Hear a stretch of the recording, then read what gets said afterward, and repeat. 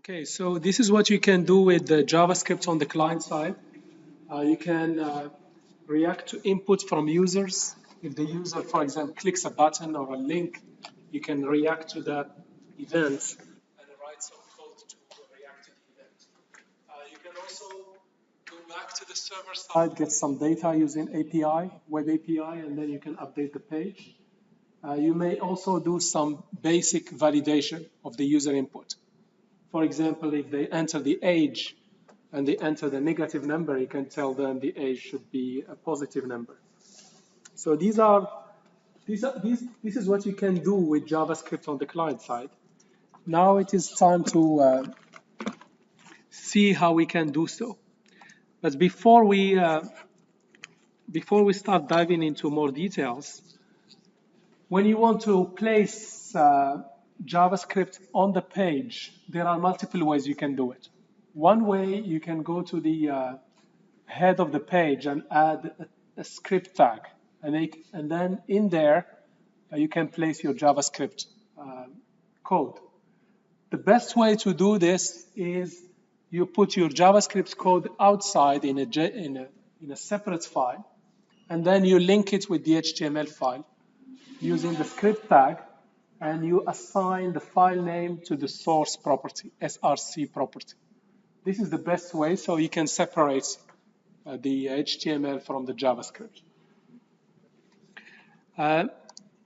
First thing you need to understand how JavaScript is used on the client side is you need to understand the concept of a DOM.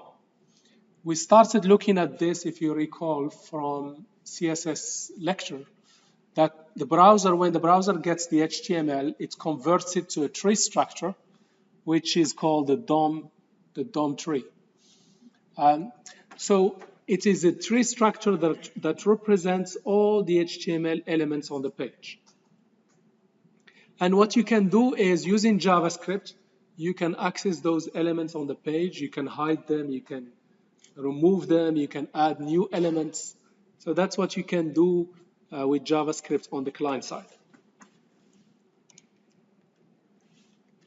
So for example, if we take this simple HTML here, this HTML, it has the head and the body.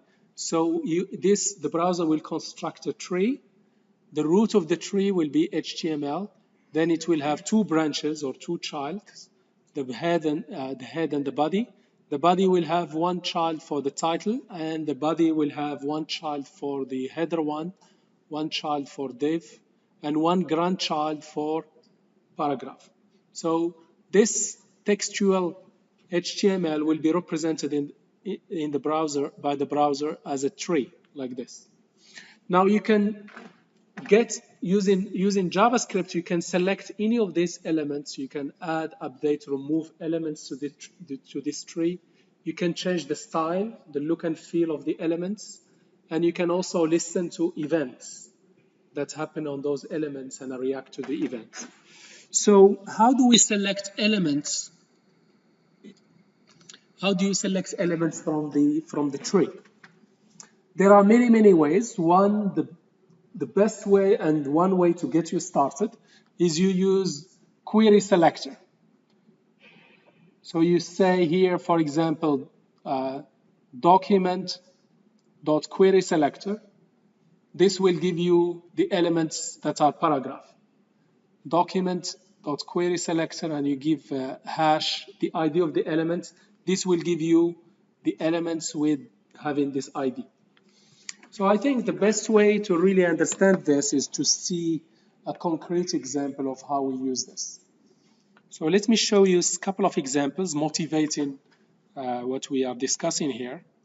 So let me run this one, and I will explain how it's working. So this is a very simple example where I have a light bulb, and I have a button to turn it on and off. So have a look at this. When I click this, it's turned on. When I click it back, it goes off. So what's going on here? The image is changing. Yes, just the image is changing. So a couple of things are going in this example. First, I'm listening to a click event of this button. And when the user clicks this button, what do I do? Yes, yes, change the image and change the text. So let me now show you how this is done using the query selector. So for simplicity, I am putting all the code inside here, inside with the HTML. It is not recommended. I'm supposed to cut this one, put it in a separate file, and then link it here using src. But I'm not doing this just for simplicity. Okay, so first, what's going on here? There are a couple of things I want to fix. Okay. First, when the document is loaded, you know, an HTML document, when it's fully loaded on the browser, an event is raised by the browser. This event is called the DOM content loaded. So what happens is I wait. I cannot immediately start accessing the page elements. I have to wait for the page to load first. So I wait for the page to load. So I listen. So the way I listen to events, I go to the source of the event and say here, add event listener. So I am listening to an event called DOM content loaded. When this event happens, what I will do? I will look up for this button called switch button, and I will listen to the click event. Okay. Now, when this click event happens, I look for an image called bulb image. I will look for it, and then if the text of this image, sorry, if the text of the button, sorry, if the text of the button is turn on the light, then I will change it to on. Yeah, change the image. I go to the image and change the source to this image called bulb on. Otherwise, I change the image to the image bulb off. So what I mean here, have a look at this. On the page, I have two buttons. I have basically an image here, and I have a button here. So what I'm doing is, if this button is clicked, I will change this image. So if the button is clicked, I will change this. If the button is clicked and the button value is turned on, then I will change this to on, and I change the button to off. And when I click a button which is off, I will change the image to off and change the button to on. You know, it's a switch. Either it's on or off. It's opposite. When the light is on, the button is telling me off, so you can switch it off and vice versa. So this is how this is going. So if you understand this example, this is the basic idea of how JavaScript is used on the client side. I can listen to events. How do I listen to events? Simple. Basically, I go to the source of the event. This DOM content loader, from where is it coming? What is the source? Which element is raising or throwing this event? Is the document. The document is, when the document is fully loaded on the browser will raise an event called document DOM content loaded event. Okay, and then because I cannot access, let's say I want to access this button here, or I want to access this image, I cannot access them. I have to wait until the document is fully loaded on the page. Once the document is fully loaded, then I'll be able to access the elements on the page. Is this clear? Yeah? Okay.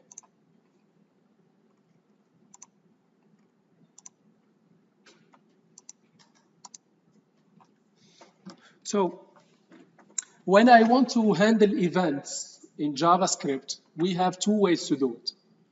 I can either come to the element and add this on click, add the event name equal function name. That's one way of doing it. I come to the particular element I want to listen to, and I'll say, okay, when this event happens, which is on click, this is the function that I want to call. That's one way of doing it. The other way of doing it, I can look up the element using query selector, and then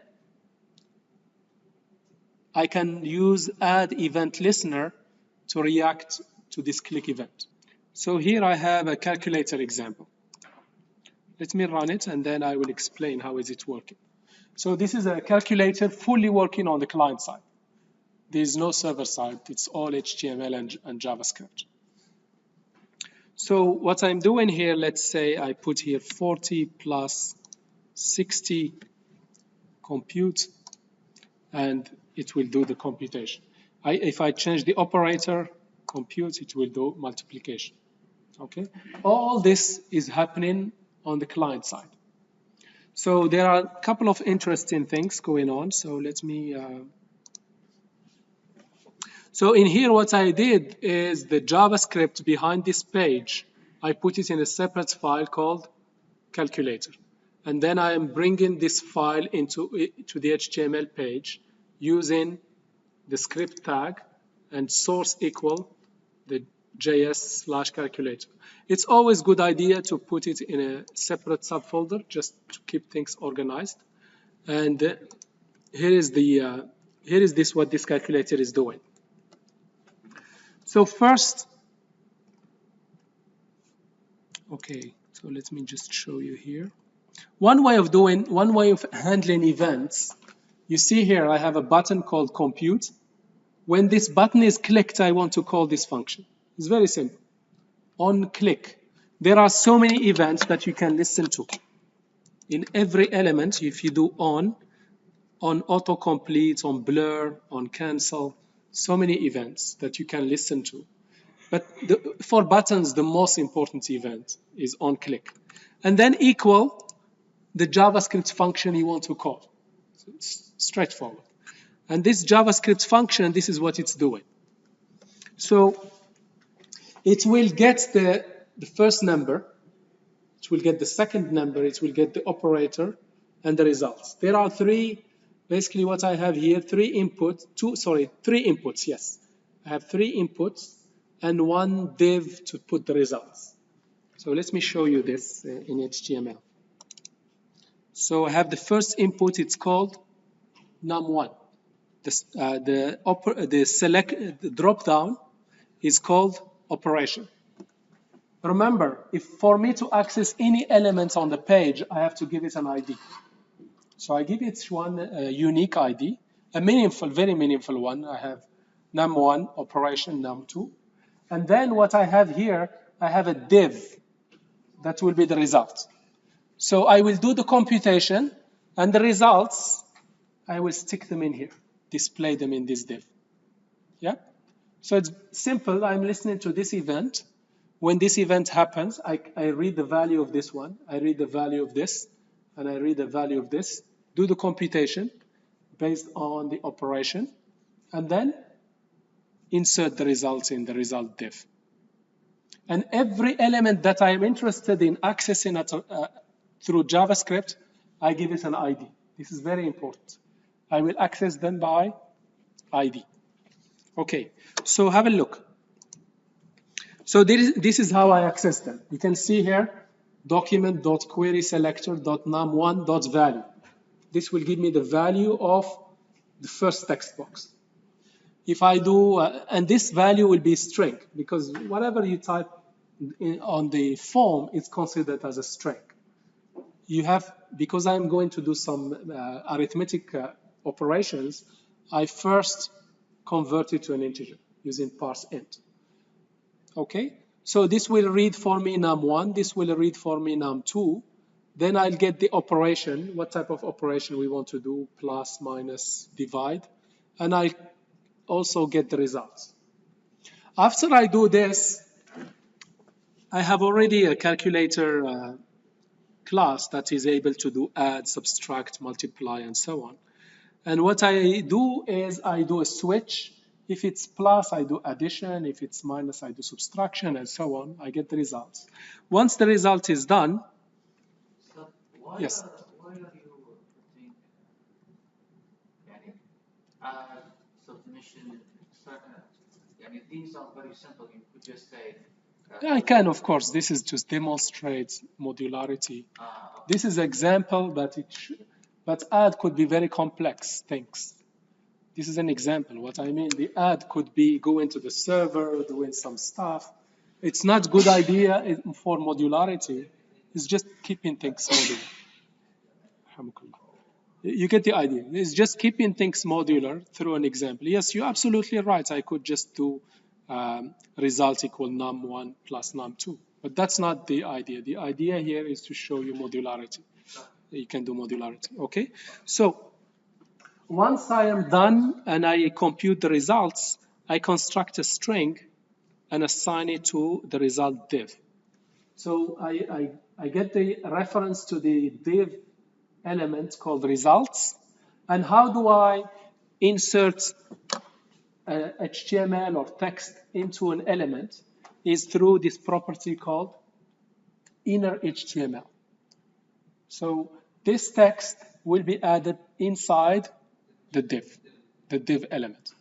So here you can see I am being able to read from the DOM using the query selector. I'm being able to read, and I can also change the text or the HTML of particular elements using .inner HTML. Yes, please. The word document is like a thing that is always used document. Very good.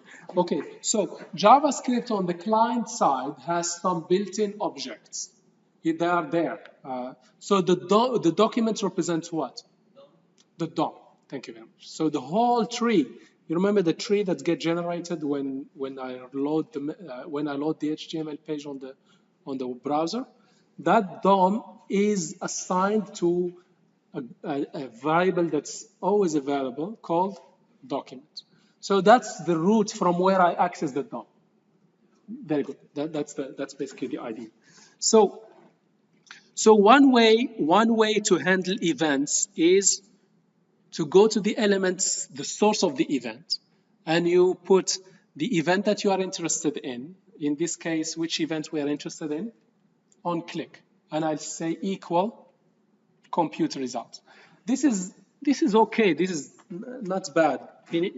Many people will use this, and we will use this as well. But there is sometimes a better way of doing it. In here, the HTML is aware of JavaScript. If you don't want HTML to even be aware that there is JavaScript, what you can do, another way of doing it, is have a look at this. What I do here is I listen to DOM content loaded, which means I wait until the DOM is constructed and the page is fully loaded on the browser. And then I grab the button. You see here, query selector, I grab the button and say add event listener. And yes, I don't need to even mention, like without kind of, I'm listening to the button without even its knowledge. I'm kind of spying on the button. The button doesn't even know that this event is being reacted to. That works when there is like part of the team that don't know JavaScript, that web designers could do that. Very good. That's one scenario. And also for separation of concerns. I want to keep my HTML very, very, very clean. It has no reference to JavaScript whatsoever. I can do that. If in some cases I want to keep it simple and use this syntax, it's also fine. We're going to use the other way without mentioning anything in the HTML. Yeah. We're going to delete this whole input type, 2 lines here. Which one? Which two input types? The input type, this whole line after the word compute. Yeah. We will delete it. Yes, we don't need this. I'm giving you two examples here. You see here. Two ways of doing it. They do exactly the same thing. Either I use this or this. Let's see. 90. Either I use this way or this way. They are equivalent. Of course, you will not do this in real life. Two buttons doing the same thing.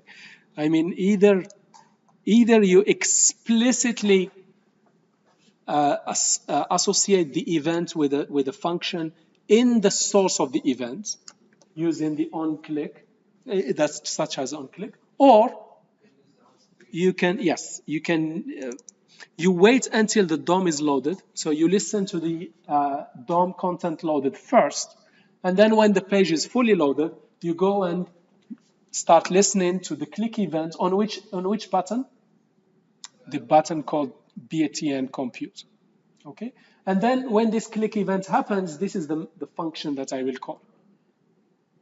So this way of doing it, and the other way, on click equal compute, exactly, they are exactly the same. They are equivalent. Either the source of the event is aware of the event handling, or here it's not aware, and I'm keeping HTML super clean from any JavaScript. Yes. After the switch operation, we have the calculator function.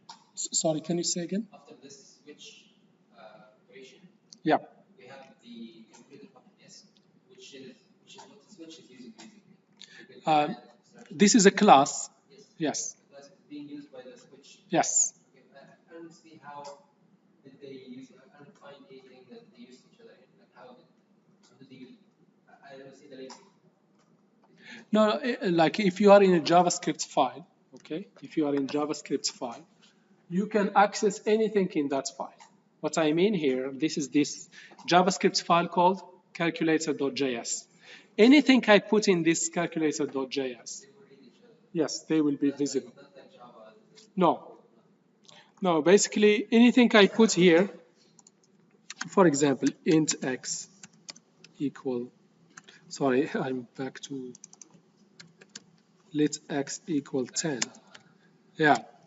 You see here, I declared it here. I can access it anywhere. I can access it anywhere. Yes, no problem. But it has to be in the same file, yes? Yes, it has to be in the same file. Yes, if you, another way, I can put it in a separate file, but I have to include it in here. I have to include it in here, sorry, in here. So not only I will include this one, I will also include calculator.js. But I want to keep it simple. Yeah. And keep everything together. Is it clear? Yes. Okay, good. So that's how we handle events. All right. So let me now jump to another very important aspect that you will use on the client side. So not only, so in the client side, you are either manipulating the DOM tree, which means reading some elements from the DOM or changing some elements in the DOM. The other thing you would do is you might have a web API on the server side, and you want to fetch some data, get some data from the server to update the page. Or you collect some data from the page and you send it to the server using web API. Okay? So to do this, what you would do, you will use an API that comes in the browser. The browser has a built-in function called fetch. And what this fetch does, you give it a URI, a URL, what you want to fetch, what you want to get from the server. And because this is asynchronous, you have to do a wait. Anything, remember, anything coming from the network, from a remote server, it's asynchronous by default. So you get the response, and then you convert that response to JSON. And then you return this list. Okay, so let me now show you an example of using this fetch.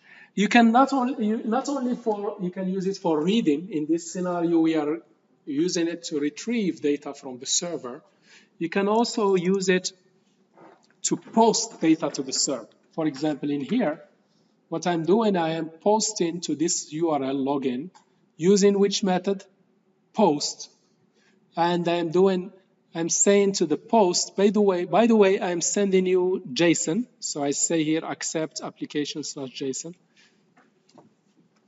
Sorry, here accept means I can accept from the server JSON format. I am also sending in the body of the request. What I'm sending in the body of the request It is application/JSON. So basically, I'm giving server some hints. I'm saying to the server, by the way, what I'm sending you is JSON. How do I tell the server what I'm sending the server is JSON? By adding a header called content type. And then in here, I construct a JSON string. So here is an object that has email and password. I make it as a JSON string and put it in the body of the request. Yes, please. Sorry? Do we put that JSON string inside the JavaScript code? Okay, so let me, maybe this is a bit confusing you. Just a second. One way to do it is you do request body. Okay, and you can do something here.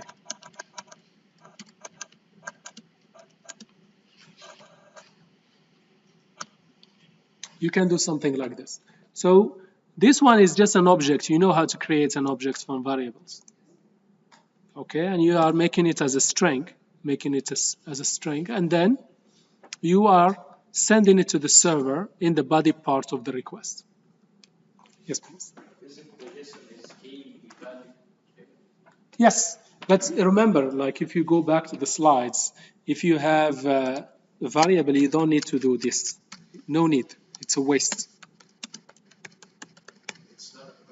Yes, if you have a variable, you can just put it like this. It will work. It will understand. It will create an object based on these two variables. We already seen this. If you go back to the object-oriented slides, you will see this. It's a shortcut, but if you want, you can do, if you want to do it this way also, no problem, as I just showed you. Yes? Clear? Okay, so let me show you now a more concrete example of how to use this. So let me run it and explain what's going on here. So before I show you how this table is constructed, let me show you what is behind it. If you remember, we have a service called heroes, and it's listening under /API/heroes. And I get back this JSON. Now, this JSON, I cannot give the users this format. I have to make it a nice user interface.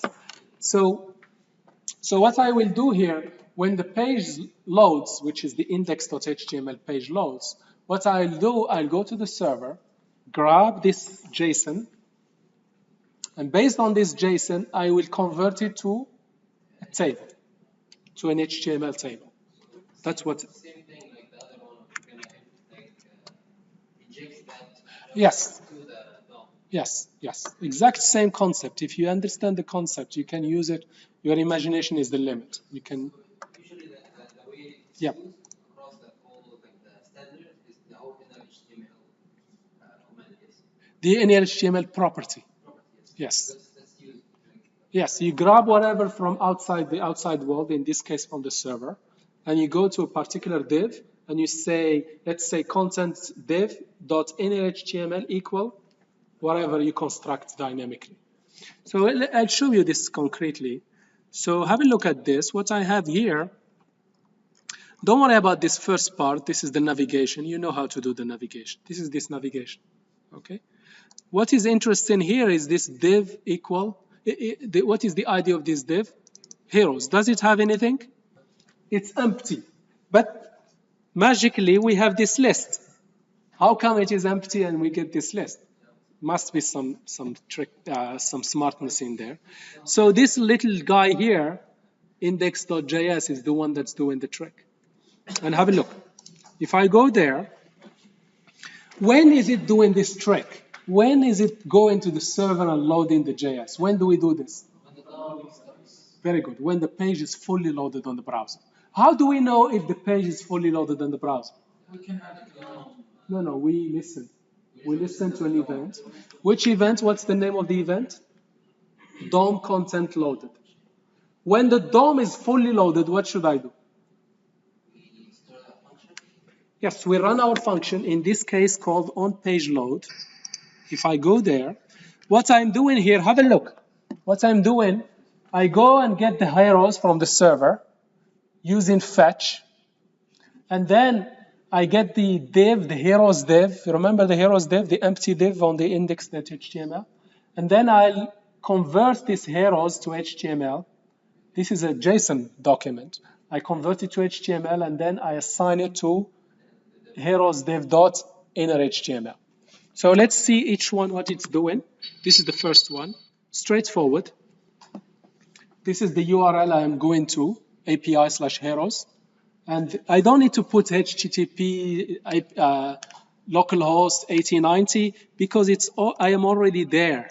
I'm already there. I just put the relative URL from the base. The base, I don't need to put it. The base is already, the browser already knows where you are at. Now, I go, what I'm saying here, go to where I am now, go down to API and go down to heroes, go there and fetch me whatever it's in there.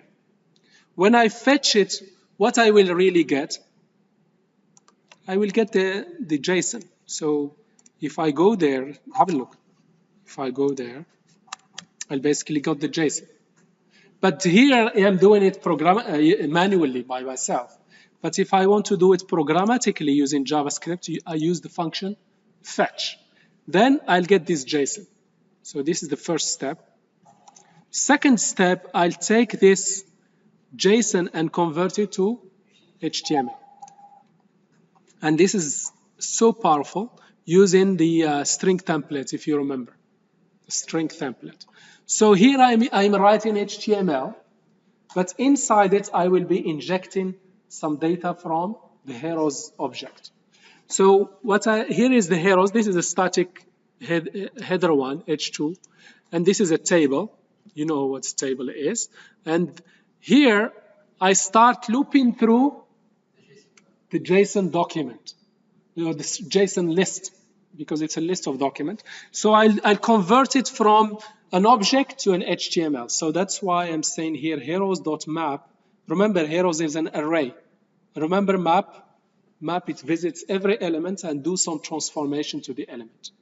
So I grab every element and, every hero. For every hero, I create a TR. Because, table is made of TR. And the hero name will be a TR, will be a TD. The hero type will be another TD. The hero code, and so on. I also add a delete button. If somebody clicks the delete, I call this function onDelete to delete the hero. So that's what I'm doing. Okay, I loop through and do all of this. So this will create for me a table. So it will convert the heroes list of object to an HTML table. And then what do I do with that table? I assign it to the div, to the inner HTML of the div. That's it. And this will give me magically give me this page, this part of the page. This part is static. This part is static, but this part is dynamic, changer. Now, you see here there is a delete button. Have a look. Can you see the delete button here? Here is the HTML that created this delete button. Okay, so on click, if somebody clicks the delete button, what will happen? I will call this onDelete hero, onDelete hero. So it's a good idea whenever I call this function to put on front of them just a convention, on, which means these functions are handlers of events. So in here, what I am passing, I'll be passing the event. This is basically the event that happened, which is the click event. And the second parameter is the hero that will be deleted.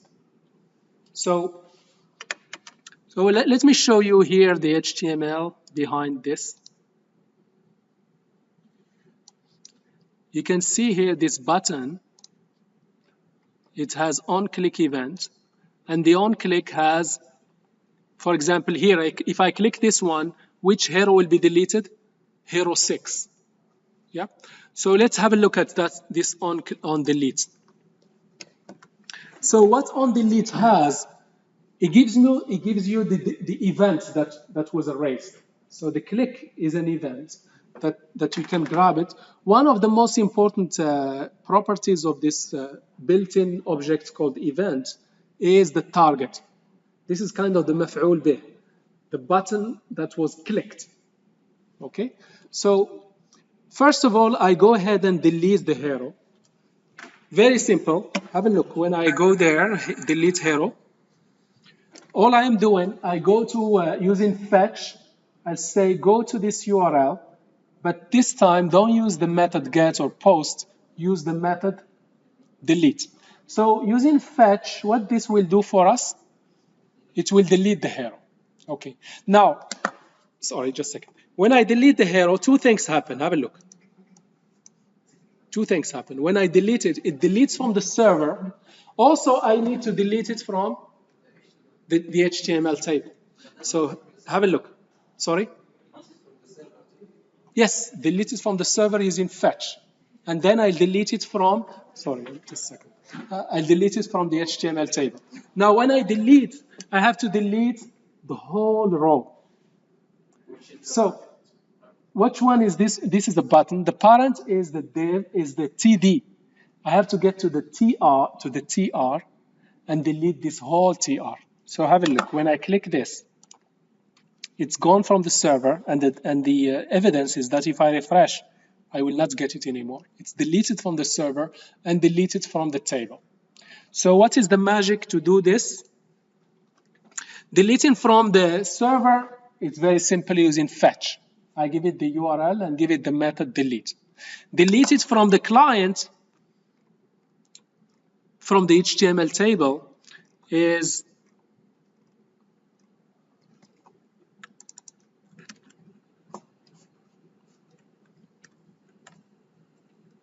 yes.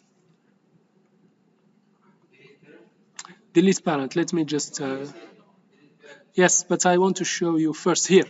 So first, I delete it from the server, and then I delete the parent TR. The parent TR of the clicked button. I mean the button that was clicked. I want to get to its parent. What is the parent of the TR? TD. Remember, it's a table. What's the parent of the TD?